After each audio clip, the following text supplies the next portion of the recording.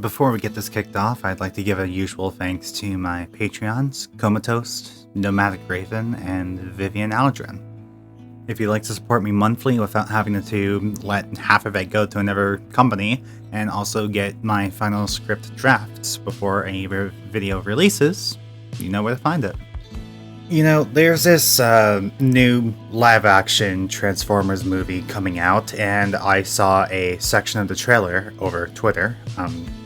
It was a single cut, a long pan, a nice accent to the characters as they moved, but people started to bash on it because it was CGI, as if it didn't take work to make those models, to animate them, to add them to a scene, to ensure all the effects and layering and lighting sources and camera movements weren't as accurate as they could be. As if the fact that it was done digitally and they didn't hide any imperfections behind explosions and shaky cam, as if it wasn't relevant to the actual shot itself. Some people even claim that you couldn't say a movie scene was taken in one shot because it's exclusive to the term is exclusive to live action scenes. It wasn't impressive because it was CGI. It wasn't a valid form of art because it was CGI. I mean, is Transformers Rise of the Beast out yet? Twitter account. I don't know how you stirred up such a controversy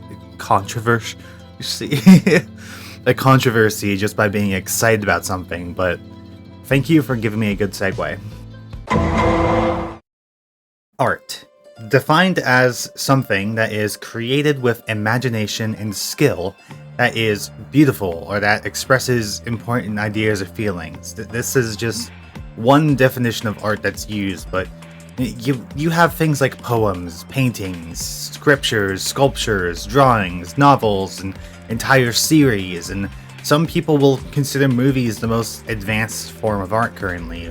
Works from Charlie Chaplin and Alfred Hitchcock, movies like Knives Out and 2001: A Space Odyssey, Citizen Kane, Fight Club, and this might be a hot take, but I wholeheartedly say that Thor Ragnarok is up there with some of the more artistic pieces. And yet some people claim that certain movies are not art just because they're not pushing a message or they speak it to you blatantly. They'll deny that it's art because it's not trying to be overly serious, but it's trying to tell something fun in a engaging way. It's not artistic because of its style or the medium it uses, because it has no substance to them in that case. Some may say that recent movies aren't artistic because they follow a business model and play it quote-unquote safe in the eyes of investors and audiences. I mean, to be fair, that's probably what some people are saying about me mentioning Ragnarok. It's a Marvel Cinematic Universe movie. That's not artistic, but it has so much heart, it has so much fun, some of the scenes are just wonderful to look at, and it shouldn't be considered for positive critique because it's made to sell a franchise. Or for some people, they're not art because they're childish, or seen as childish.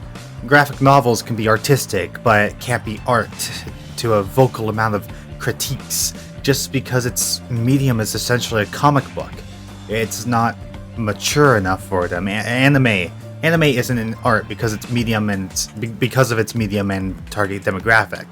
Cartoons can be artistic, but they aren't in art because they're innately designed to appeal to children first and foremost, most people may believe, despite how many now are having winding stories and cases of exploration and experimentation and character growth that anyone can relate to now. Hey, at least I'm not all keyed up to watch a kids show. I'll have you know that Ducktective has a big mystery element and a lot of humor that goes over kids' heads. I don't get a lot of it, but I like animals in human situations. And yet, by definition, these pieces are still artistic. It's a visual medium used to express an idea or to tell a story. They are created with imagination and skill and used to express important ideas or feelings, and in others, to be just plain beautiful. I can be in a voice call and watch a movie with friends. We'll talk about parts that affect us as we go and what we like and what we don't. I'll be in the call and I'll watch a cartoon. I'll be in the call and play some games. So if we're able to freely share thoughts and feelings we experience, to critique and judge movies and cartoons and books and art installments and entire museums, why is there still such a massive debate about video games not being art when we're already kind of treating it as such? Well, it's because the definition and identification of art is bullshit. The most popular argument I see is that art isn't supposed to be interactive. A video game is reliant on manipulation by the consumer. It can't be passively consumed. The cry for video games to be considered an art form is a cry for legitimacy from those who decide what is and isn't artistic, and to shove it in the face of those who say otherwise. I mean, the fact is that video games are not just made of brain-dead shooters or phone games you play to pass the time while you're on a terrible date or waiting for a friend, or the yearly sports game that seems to somehow, despite using very similar engines, turn out worse every year. Video games are and are not art. There's so much of a difference between different mediums and motivations. It fits into too many descriptions, but the biggest mention of why it's not art is because you need to control it. Its design isn't to have you sit and witness it. Its design is to, most commonly, to sit and experience it. There are plenty of video games that offer moments that you need to take the time to be exposed to. It can't be captured and displayed for people to fawn over in a passing glance. You can't just sit down for 2 hours and come back with a new look on life, for most cases. You have to actively participate, and they don't say it's art because it's really an experience. I mean, Hideo Kojima himself does not believe video games are art. And some would argue that the Metal Gear Solid series is one of the greats, sure, but he believes developers in games are more like the museum, that they curate the exhibits and what people will experience. Kojima shares that sentiment that art is something that radiates the artist, and if 100 people walk by and just one is enraptured by the piece, it's done its job. Video games, on the other hand, they need to ensure as many people as possible enjoy them, or else there goes their entire market. It's a service, not unlike how a museum is a service. And most modern games now, yes, they are very blatantly services. So many popular games are a live service, and they need that new content, and they need to keep the attention of their long-term player bases and new players alike, because that's how they make their money. And still, I believe video games are an art form that challenges and potentially surpasses others because of its interactive nature, because it has the potential to act as both the museum and its own exhibited pieces. For example, while there are games that glorify war and turn it into this contest of skill and power, there are also games that blatantly tell you the horrors and make you question what it is you're doing. As a soldier or as a refugee, there's games that show you how buildings are demolished and history is lost, how lives are taken, and that the true victims of war are the citizens that get caught in the middle, the people who are subjected to crimes that will never be given justice.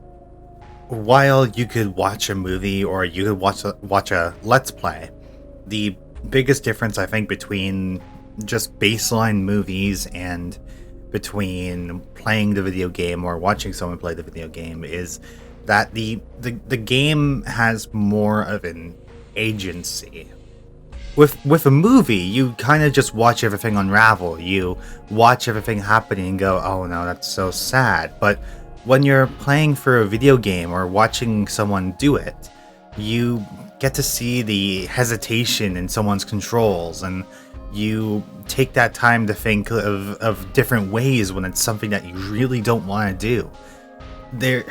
There's a scene in Spec Ops: The Line where you use white phosphorus to clear out an encampment, and obviously it's a war crime that you're committing, but you're team is hesitant and your player character is not. And as an actual player, you may look around the area and try to find an alternate way of traversing through this campsite or to try and sneak through, but no. It forces you to commit that crime, and I think forcing a player into that action just has a lot more of an emotional hit. Like, it's not that, oh no, that's so sad. It's that it's making me do this. Like, why is it making me do this?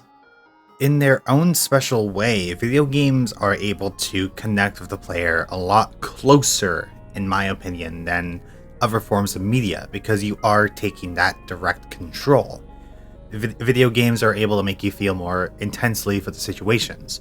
And with the introduction of easy to learn, hard to master game engines, it's easier than ever for creators to share these potential experiences with others.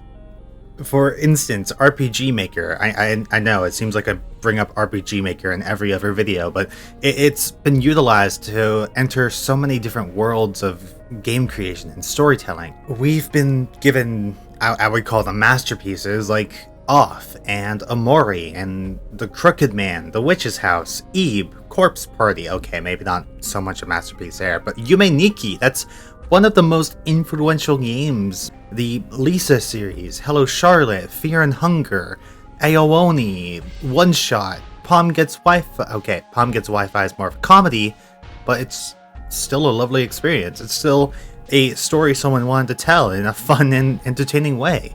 They all have a respected spot within that community of gamers. And yet there's so many people that will never experience these because it looks like it's made in RPG Maker. They'll miss it because it's a video game. They'll miss it because the pixel art is off-putting, because they think it looks cheap. They'll miss it because despite the brutality some of these games have, people will say they look childish because of their style. Just like when it comes to other visual media, the movies, animation, and cartoons like we were talking about before. In a playthrough that's a few hours or a few minutes, they can give us unforgettable experiences. Be it reasons to push along, closure for what's done, encouragement to leap outside of our comfort zones. Where a game like Wander Song, even though it's something made from scratch, it gives us a protagonist that does their best to look on the bright side of life. They believe that life itself is precious and they want to spread a smile wherever they go. They believe they're a hero, but the bard also uses their happiness as a coping mechanism. They don't think people want to see their negativity, so they bottle it up and push it down when they're really in need of help. Yeah, I entirely doubt anyone can relate to that. That's so unrelatable. But these games can also bring us into spaces of discomfort and force us to ask questions we otherwise wouldn't or don't want to. Soma features a protagonist that just can't fully grasp the fact that humanity is basically dead. They've become a snapshot of their previous memories and been tossed years into the future, where the surface of the earth is burning and the only semblance of life is thought to be underwater. Simon is constantly questioning his humanity. He's asking if the people who are visibly robots but mentally human are actually human. He questions his existence, and despite him being a corpse made of or filled with electronics and goop within a diving suit, Simon is still relatable. He's mentally human, but physically just an embodiment of death. Soma brings up that question of what it means to be human in the case of if we were acting the way we did now, but our bodies weren't organic, we were just a mess of wires and calculations, would humanity really be dead if that's all that remained? If we launch the Ark with the brain scans of the previously last people on Earth, are we saving humanity by allowing them to live? If they're just a computer floating in space, are they really alive? Or are we pressing that idea onto ourselves so we can sleep at night because we don't really want to die? Honestly, there is a number of different scenes in video games that have resonated with me and have resonated with others for a variety of reasons. So I had actually asked about some emotional moments people had through video games, and there was a really good spread. One submission was the end of Telltale's The Walking Dead, the first season, with the final death that's shown on screen. It was a death that was so impactful, it rocked the vast majority of people who were playing the game and watching their favorite people do so. It was so impactful that the last breath you hear in the game is the one taken by Lee's voice actor before he broke down into tears, and that last extra tidbit of information just it makes it hit all the harder, knowing that the performance the performer was so touched by the performance and the progression that it hurt him. And me personally, the child who died of starvation in the attic, not long after Kenny had to kill his son Duck as he was churning, it really stung. You lost one thing and now you basically had to relive it through another vessel, and I couldn't let him do it. I did it myself. May's speech at the end of A Night in the Woods shook people who already really resonated with her. And as someone who was a college dropout that had to live with her parents for a little bit and came back to try and find her footing again, I felt it too. But the ending speech with her declaring that she wants to feel pain, that she wants events to hurt, because then it means it meant something, that she meant something, that the pain that she endured wasn't for nothing, that the pain that you've endured wasn't for nothing. There is a reason why we hurt, as much as it sucks to say, and that is so that we can grow, that we can learn. Another submission in Elden Ring. It's very small, but it's very touching. There's a mini quest where you can reunite a jellyfish spirit with her sister, where she exclaims the excitement of seeing her again before vanishing to see the stars. There's even gravestones dedicated to them near the ruins, which serves as a hint to the puzzle here. The jellyfish you get as a summon is actually that jellyfish's sister, and you can finally give her that one last goodbye. I remember when I played Dishonored, my dad followed suit because it really grabbed his interest seeing me play it, and when he first started and I was just sitting at my computer, I could hear him absolutely swearing death upon the assassins at the start of the game for kidnapping Emily and killing the love interest, and call it the fatherly spirit of a dad losing a kid in the game, but it still struck really hard for him, and it kind of solidified the fact that, like, even my dad, who was an old man in my eyes, was able to be affected by all this. With Transistor, the game is constantly following the main character Red's actions. The player is only really helping her through them. Any options you're given are taken by Red, not you. And the ending leaves us with a decimated world and a girl who's absorbed a city's worth of people's minds into a digital sword. And instead of staying behind to rebuild the actual city that is now devoid of life, she stabs herself to upload herself into the Transistor, to reunite with all the people that were taken from her, to reunite with all that was stolen from her, including her partner and her voice, the one thing that made her who she was. In Final Fantasy XIII, there was a scene where you're climbing this massive tower en route to two of your members' old homes.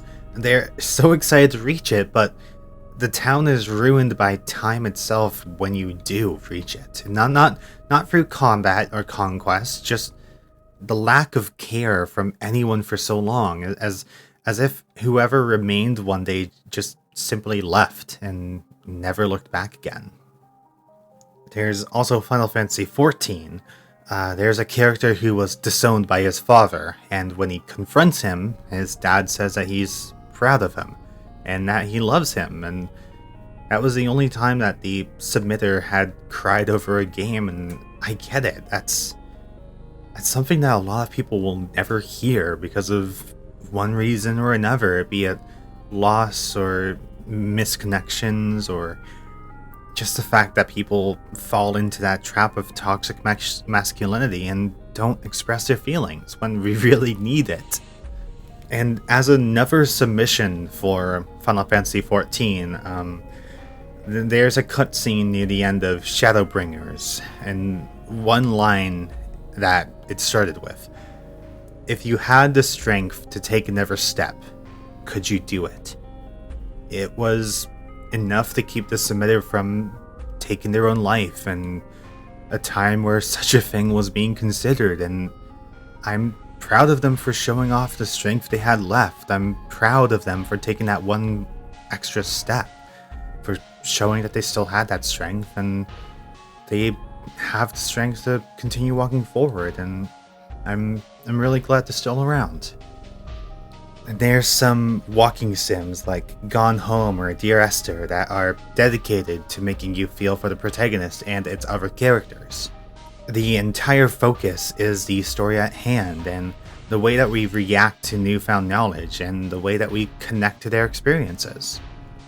And there's obviously games like Undertale where they've become so impactful that the people who have loved it have found a new fondness in sharing their own stories and works. The story was powerful, and the one line that always seems to stick with everyone is that despite everything, it's still you. Despite the hardships, the trauma, the pain, and loss, and destruction, and hatred you've been exposed to, the friends you've tried to make, and the ones you couldn't, you're still you. You're still here, and personally with Undertale, the fight with Asgore in the neutral route always shook me to my core. A fight of pure desperation on both sides. Asgore destroying your mercy option because there is only one way out in his mind. One of you has to die, and he's not giving you an option otherwise. Neither of you want to fight, but both of you know that you have to for your desired futures and for the hope that you can make it out alive. And even still, when you're given that option to show him mercy, Flowey still finishes him off because it's kill or be killed. I think the better line, however, is the one that is slept on in the true pacifist route. When you're fighting against Azrael, if you die in that battle, your soul splits in two like the normal death animation, but then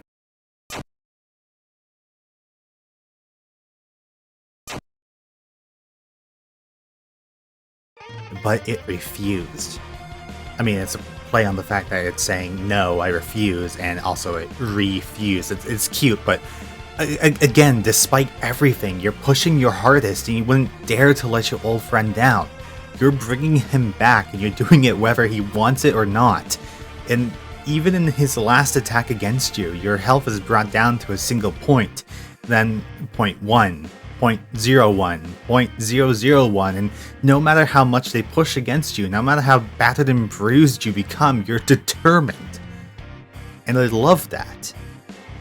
The biggest modern game moment that's really shook me, however, I think comes from Warframe. When the second Dream first came out, I cried when I learned what the Tenno really were. The music just perfectly accompanied everything in that quest, and I felt like I finally had an answer. But also with that answer, I was wondering if it was only the beginning. I had so many more questions, and watching a body fall out of a cryopod and hearing the Lotus. Dream. Not of what you are, but of what you want to be.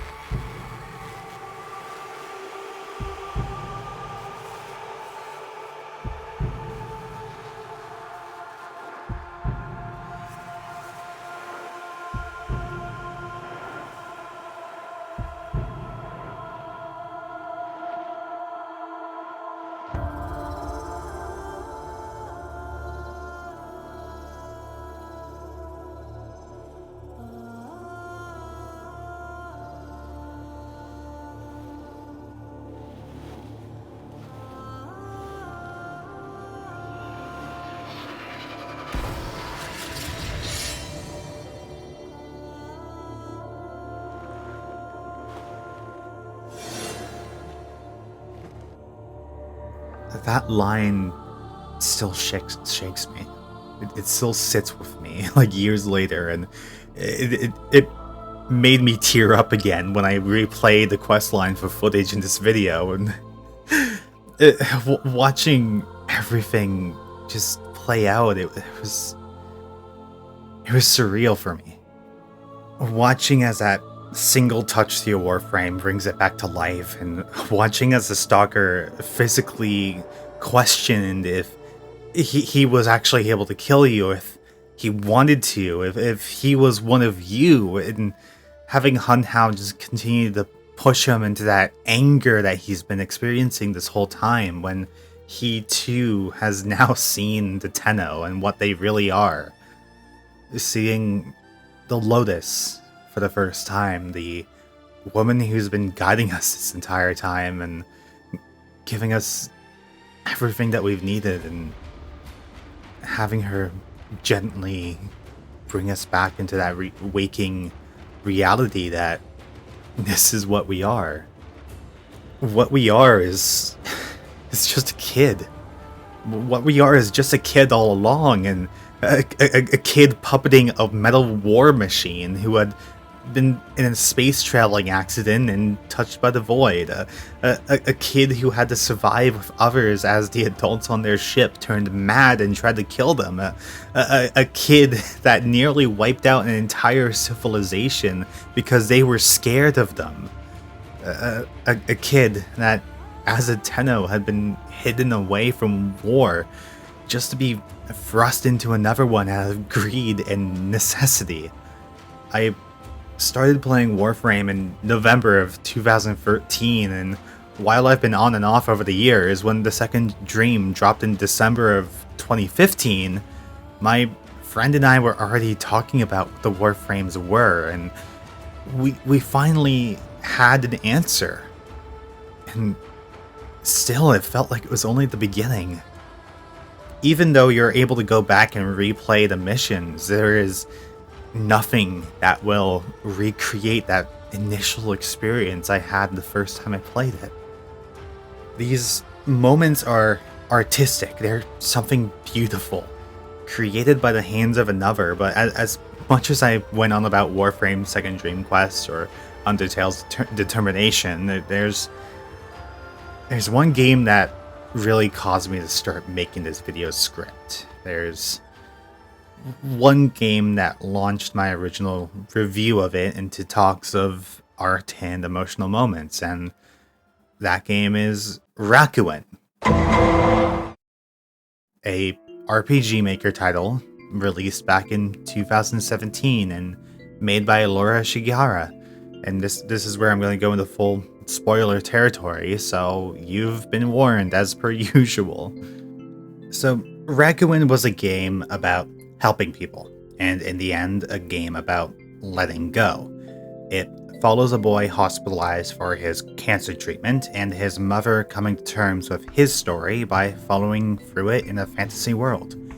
You'll meet people in that fantasy story who may resemble those you meet in the hospital.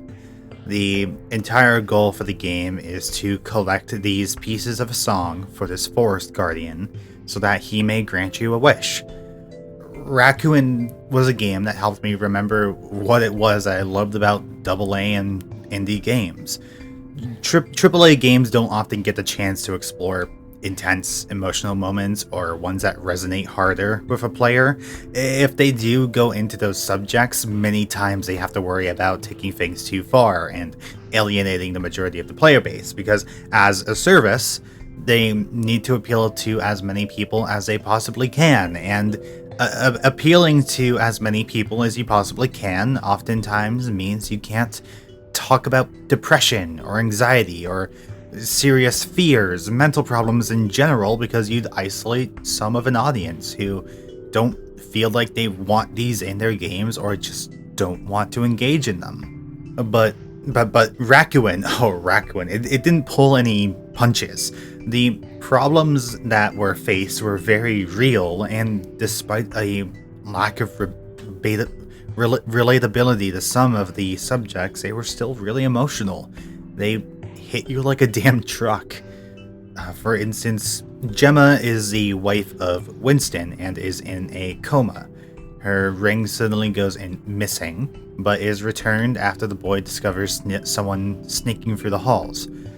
Now, Winston and Gemma were sneaking out to meet in secret as their relationship wasn't really agreed upon by their parents, as he was Korean and she was Japanese. After Winston is locked away in his room by his parents, as Gemma is moving to their spot by a boat, the rain was getting worse, she capsized, and by the time Winston was able to escape, he was too late. He found her passed out along a beach side, and she just wouldn't wake up. There's Tony, who lost the youngest of his 2 kids, his son, during a vacation trip, while his daughter, Christina, and his son, Benny, were exploring. Benny fell into a river, and Christina couldn't help him at all. Tony became distant afterwards. He shut down. He became unapproachable and irritable because he didn't know how to deal with his grief. He didn't know how to process it. He mentally left his family because he just didn't know how to deal with what had happened. There's also Kisaburo, who is suffering from dementia and had been sneaking outside of the hospital to dig within the dirt. His one strong memory being that of gardening with his wife.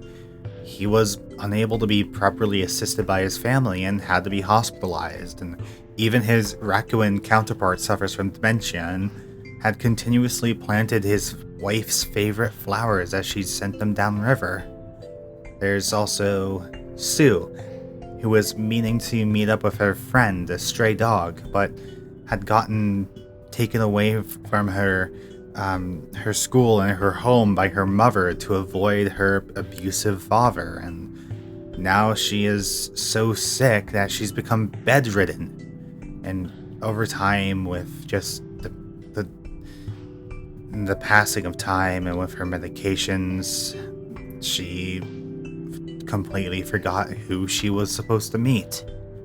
Her Rakuen self is very much on the brink of fantasy and reality, and that she can't remember either, but her body is also flickering almost between being opaque and transparent, as if she's slowly being tempted to leave too, to be forgotten, and shit sucks. There's also Uma, a mysterious figure that appears between both worlds. He was Sue's father and had come to terms with how he treated his wife and child, so now he wanders in the hopes that he can find something, anything, to make his pain go away besides drinking. I don't think he's physically present in either world, but his guilt just kept him from moving on, and again, it sucks. I actually found out about Rakuen after I played To the Moon, listening to its ending song Everything's Alright on Spotify. The song that brought Rakuen to my attention was Build a Little World With Me, because it was next in a autoplay playlist. In its lyrics, it tells a little story about a kid who lived a dull life, and it was brightened by the appearance of a friend who played along with her active imagination and was eased by their presence.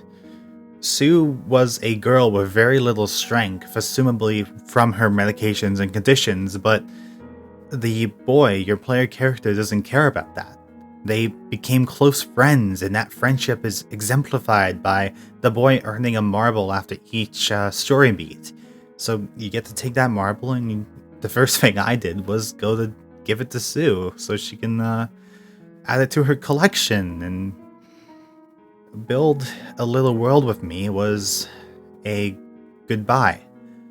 They share a dream of exploring the worlds within each of her marbles, and when the boy wakes up, he heads right to her room. The boy goes through the halls on the way, and everyone is quiet. No one's smiling, and when he approaches Winston, as Gemma was within the same room, Sue's not in her bed. And when the boy goes back to his room, her marbles are resting along his pillow. I loved the song. Before I played the game, it was bittersweet, and the actual scene of the game it made it worse. The purpose of it clicked, and I didn't want to say goodbye. I liked Sue. She was sweet. She was kind, and she was just generally a good friend. And within a day, she was gone. There's another character named Yami who appears every now and again while the boy is going to sleep, and he's an important character. He's the boy's personified fears and anxieties. When he makes an appearance after the discovery of Sue's death, he tells he tells the boy directly and right afterwards, when he's going to bed, that they all leave eventually. Yami also mentions that he could have come home. He could have come home, and he never could have left, and he could have stayed, but if the boy goes with Yami, he mentions that he'd never have to feel alone again.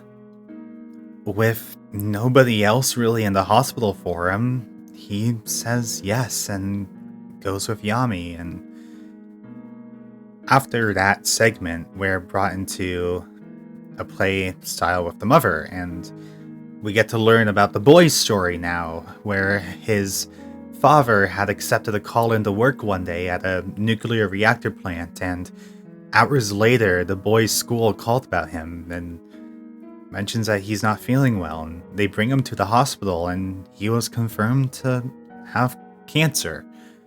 And as his mom is taking a walk around, she feels something. She feels a tremor. She keeps the boy safe as well as she can, but his dad calls to let them know that he can't leave. He's staying behind to help keep the plant safe and keep it stable and shut it down properly. And it turns out there was an earthquake, a flood, a problem at the plant now, and any waters washed away the first floor of the hospital.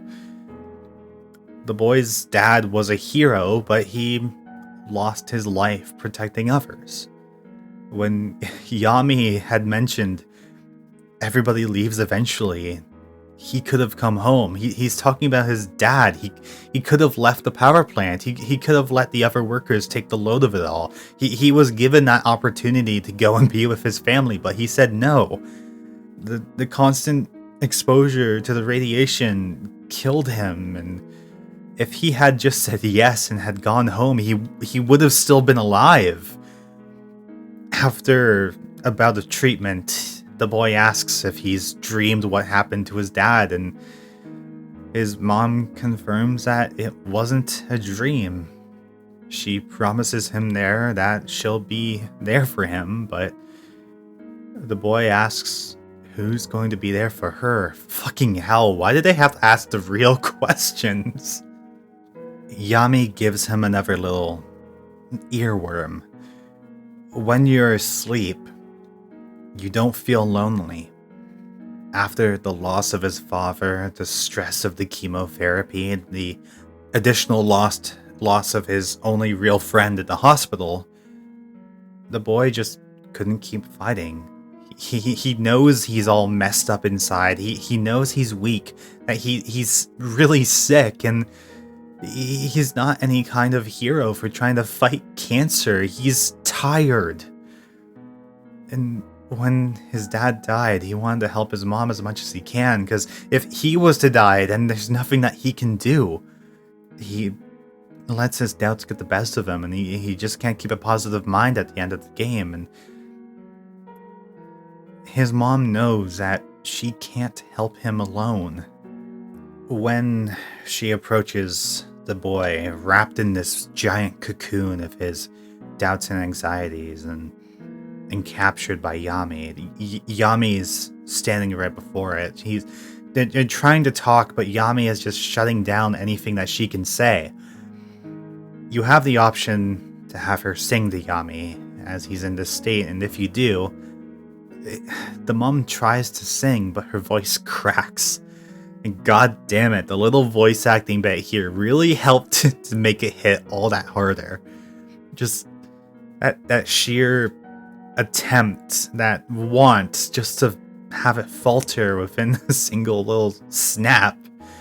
In spirit, the people that they've helped along the way, the fictional version of the hospital patients, they gather together to help her sing to bring Yami back. And this in turn is the final piece of the Forest Guardian's song, and he'll be allowed to grant a wish. The very thing that encouraged the boy to get out of bed and try to face his fears, to swallow his anxiety and try to help others despite his condition. This story was coming to an end, and as she and the boy go back to the world, to the fictional forest, and approach the guardian Morizora, the boy wishes for a ride on his magical boat to sail to Rakuen, to paradise. On the way out, his mother tells him that she will never stop loving him. She asks him to be brave, to keep shining his light, and that his kind heart and gentle spirit are such special gifts.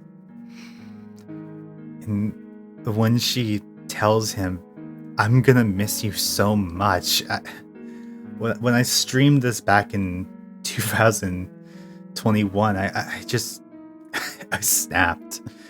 That was it for me. And even now, I'm being affected by it. But the boy tells her that she is his hero, and he asks her to keep strong for him. He boards the boat, waves her off as his father appears behind him, as Sue appears, as Uma appears, and coming from the side of editing, Kisaburo, I'm sorry, I didn't notice you were on the boat too. I was so focused on everything. They all set sail to paradise. The credits have this little slideshow, and one of the scenes is his mother sitting at her workplace desk, his paper hat sat by her computer. Later on, she starts walking home, and in the front yard is her mother, the boy's grandma, and her little son. Not the boy that we played as, but his younger brother. When I first played it, I thought that was the boy. I thought that was the boy that we were playing as, but no, he's gone. I thought that he beat cancer, and I thought he was able to make it out, but Rakuen is paradise. It's the afterlife. The actions in the story world are all metaphors for whatever what happens in the real world. He didn't beat it. His body gave out from the grief and the stress, and he never made it home. He's gone, and I didn't want to accept that. I was holding out for that hope of him coming out of it all, and I let myself believe that he was strong enough, but it wasn't him playing in the yard. It was his goddamn brother, and his mom and his brother take a moment to set off paper boats in the boy's memory. I really honestly wanted it to be him. I was saying that he made it, and I was happy for that. I wanted that happy ending. But we don't always need a happy ending. I think, as upsetting as it was, Rakuen had a perfect finale. When you're helping the people in the hospital, you're not actively influencing most of it. You're being given information and it's being put through the boy's imagination. Most of these patients don't get better. They don't heal. I mean, Gemma's woken up. She's moving around in that Rakuen world, and it's kind of, again, symbolic of her moving in the real world. Tony reconnected with his daughter, but those years of neglect are still present. He's gonna need more time to come to terms with everything. We can only really hope with Kisaburo that he was able to recall a few more memories of his wife and his life overall before he passed. Sue's sailed to Rakuen with her friends. No matter what others have gone through, what we have gone through in some form, there's still that lingering want of a better what if that keeps our hopes up. I don't get these emotions to this extent when I watch shows or movies or read books.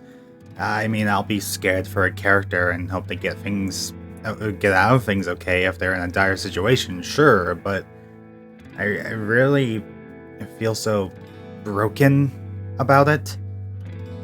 Video games offer a means of connectivity that other mediums can't, because I was the one running the museum. I felt closer than ever to the character showcase. I wasn't just a puppeteer, I was a ghost looming over their shoulder. I was the one helping to push the boy to face his anxieties. I was helping his mom fight for him when it got too hard. I helped Sue get all of her little worlds back so that she could explore them for the first time, and the only time with someone else by her side. Art. Defined as something that is created with imagination and skill, and that is beautiful or that expresses important ideas or feelings. Rakuen is art by that definition, and while its execution could have been better, Laura put a lot of her heart into the world, the characters, the music.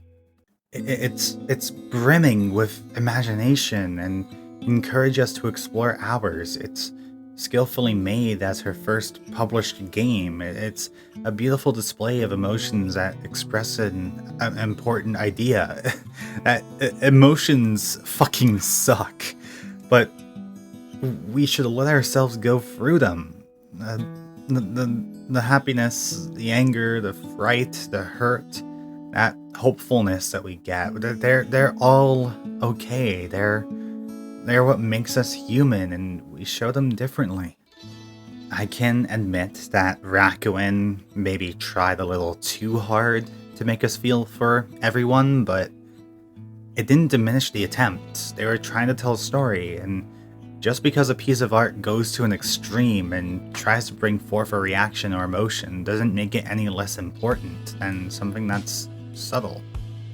Though, in the end, Rakuen reached the audience that it wanted to, and I think it's a wonderful example of the type of people who are going into it. I mean, if you look at the Steam reviews, they're very overwhelmingly positive, and at the time of writing this, out of about 5,400, only 188 of them are negative. And these reviewers are mostly talking about how the puzzles were long, what's simple, how your walking speed was slow, how there's a lot of backtracking. You are a sick child in a hospital, which a fantasy world is recreating. But that doesn't diminish their critique. The gameplay is slow, it is basic in puzzles, and the game does feel a little rushed for something that took me 10 hours to beat. Which is ironic when so many are praising To the Moon, and that was filled with what was essentially the same walking around until you find something style of gameplay. And for Rakuen, that final song that gives you that last piece you need for your wish. It feels disconnected. Everyone's songs are very personal, but they don't feel like they really match at all.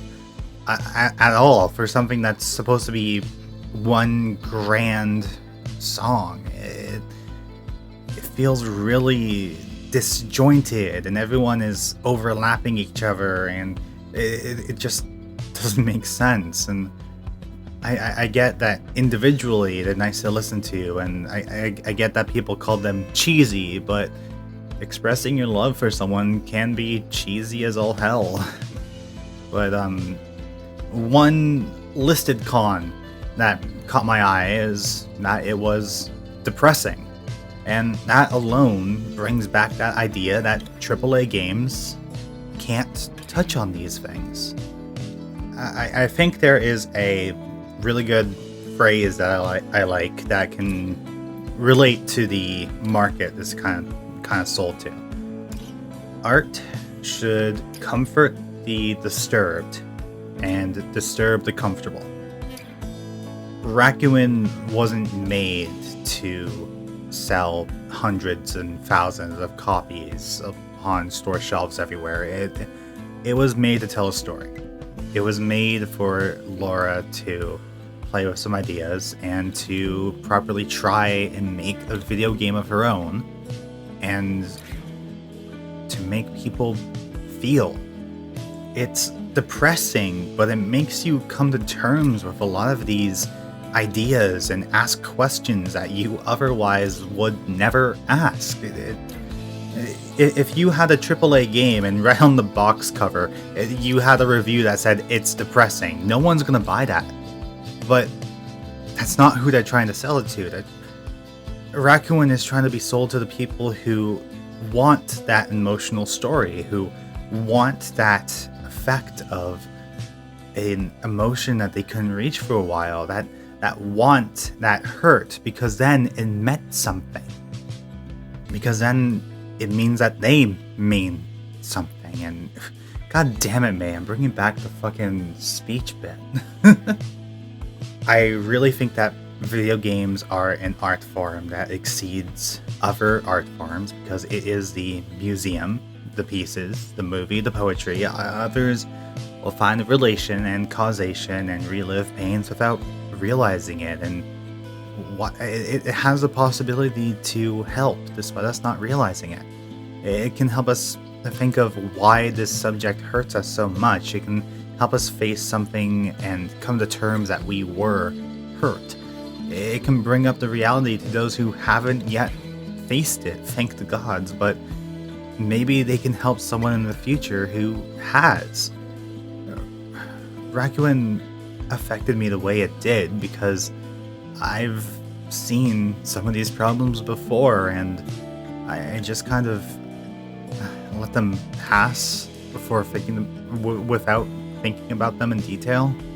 I've witnessed an older family member losing themselves to dementia to the point of them confusing me for someone else. My mom's friend had gone through cancer treatments and she was able to beat it, thank gods, and I've made friends over the internet that I clicked with and spoke with for months just to one day have them vanish. No messages, no posts, no activity whatsoever. I mean, one friend from middle school and the 1 year I had it in my current city, I lost contact with. And she stopped using the website that we spoke on, and eventually I got really excited about an update, only to find out that her page was hacked. And all I could do was just sit and pray that they were still alive and still well. Especially as some had suffered from depression and family and political troubles, and I didn't get that closure. Rakuen describes itself as a hospitalized boy comes to terms with his own story by traveling with his mom to a beautiful fantasy world, ultimately helping his fellow patients find closure by walking a mile in their shoes. Only I didn't get the closure I was expecting. You're not thinking about how the boy is losing his battle with cancer. You're thinking about how he's trying to help others, how he interacts with them, how he's making a friend, and that friend never got to say goodbye to her previous best friend, and how she didn't get to say goodbye to her new friend either, and how he's keeping a strong face for the mom who's already lost one person important to her. And I hadn't thought about how him sailing to Rakuen was him passing. I wanted to believe otherwise, but I knew that deep down I knew, and I just didn't want to accept it. I think the majority of us really just want to see the good happening, even if our perception of what is good may be a little warped. If someone we care about is hurt, we want to see them get better. When a friend's heart is broken, we may want revenge so that person feels the same pain that we see, and that hopefully cheers them up a little bit to have that payback.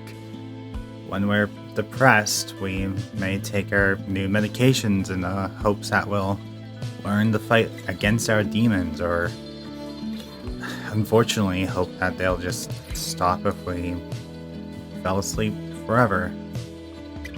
I've been on hormones, HRT, for nearly a year, and am still going, and I have the hope that a growingly vocally hateful society would be able to let me be the way I want to be. I have to hold out the hope that I'll be able to see myself in the mirror in the way that I like. We want to look for the best outcome we can, and as I played through Rakuen, that's what I never gave up on. I really like playing horror games because they tend to play on that idea too, and putting you into a hopeless situation to try and feed into those fears and anxieties, and still sometimes, majority more often than not, we manage to find a way out. So many games that feature these mental turmoils as prominent problems have you overcoming them or learning to work with them. We get our happy ending, our golden route, but here we witness a kid who couldn't fight anymore. We witness someone giving up, and knowing that their body is giving away, tells his mother that he wants to make his wish, that he wants to see his friends and his dad one last time. And our closure is his death and his mother's acceptance. Her acceptance that she's losing him too, and there's nothing that you can do to save him. You can't really force someone to fight if they don't want to anymore. And Jesus Christ, this all sounds really cynical for a segment I subtitled Hope in my script, but Rakuen isn't just a sad game that bombards us with these very real, very upsetting scenes. It's a hopeful story of spending time with those you love while you still can, if you choose to look at it that way. I always want to look for that healthy, I guess, too, but that happy outcome.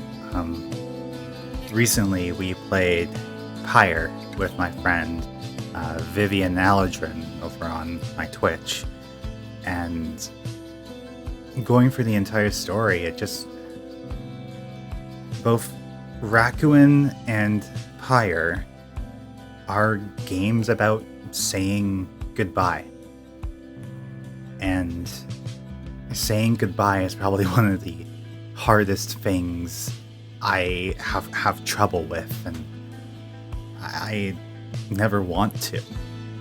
When we get to spend direct time with these characters, with these moments, and act out their actions, and just control their emotions and pace it as we need to. We can absorb it all the better, but it doesn't stop it from hurting.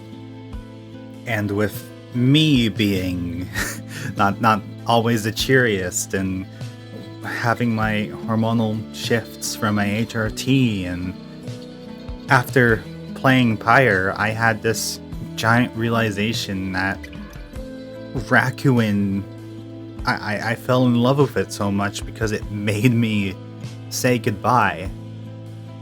It made me sit down and think about what it is about such a sad story that hit me the most, and I can't look away from it now. I mean, last April, my roommate had taken her own life, and it was unexpected.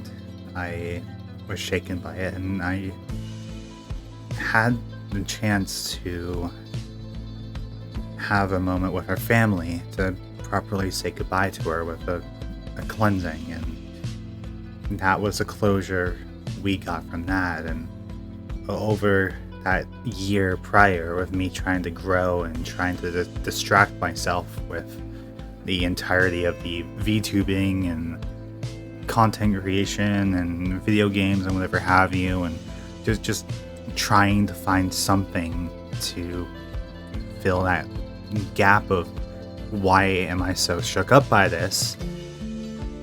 I've also lost a lot of people, not from their lives being taken, but I've had people I called my friends who had helped me kind of solidify what it is I want to do, and helped me figure out some smaller things about my persona and how I want to present myself. And I don't feel like I can approach them anymore. I feel like they have already said goodbye to me when I never got the chance to, and there's no way that I could approach them and say, wow, we've really lost connection, because it just wouldn't be the same. I'm forced to say goodbye to someone I cared about without being ready for it. And all I can do is just sit back and hope that they're doing okay too, because I won't ever have that sensation of a personal connection again. These games in the NDNAA and those kind of eras, they know who they want to sell their games to. They want to make, or in this case here with Rakuen, they want to make a story that will make people feel, that will cause a lot of emotions and potentially open up new ones. And when it comes to it, they can be very effective, because video games are such a good way of expressing those ideas. Video games are an art, and I am that 1 in 100 that Rakuen struck. Video games are a museum, and it showed me so many moments that made me smile, made me cry, made me worry. Video games are a service, and it performed its job better than I expected. I don't want to say it acted like a therapist, but it gave me that chance to sit back and think about why this hurt me as much as it did. It let me think about myself and made me think about my actions and the consequences of them, and what I can do to try and make things better in the future. When I go through games like these, I accept how they've hurt me. I accept the emotions I felt, and I accept that I may have gotten a little too attached to everyone, but I hope that the experience will help me better critique future pieces that are similar, or to help me in coping if I face these problems in reality again. I don't play these games because I'm just sad or angry or whatever. I play them so I can stop repressing those feelings, those emotions, and so I can get a chance to discuss them. Because being hurt by these experiences gives me the hope that talking about what's happening and how I'm feeling will let others know that it's okay to express themselves too. That it's okay to be mad at someone. It's okay to be happy about cutting someone off because they're toxic, even if you may be sad to begin with. It's okay if a longtime friend doesn't want to be around you anymore because there's gonna be more that you make, as much as it hurts. People are allowed to change and they're allowed to grow, but change isn't completely rewriting a person's entire mentality or personality. They're just discovering new things about themselves and the ways that they want to be treated. Change and pain are questionable moments that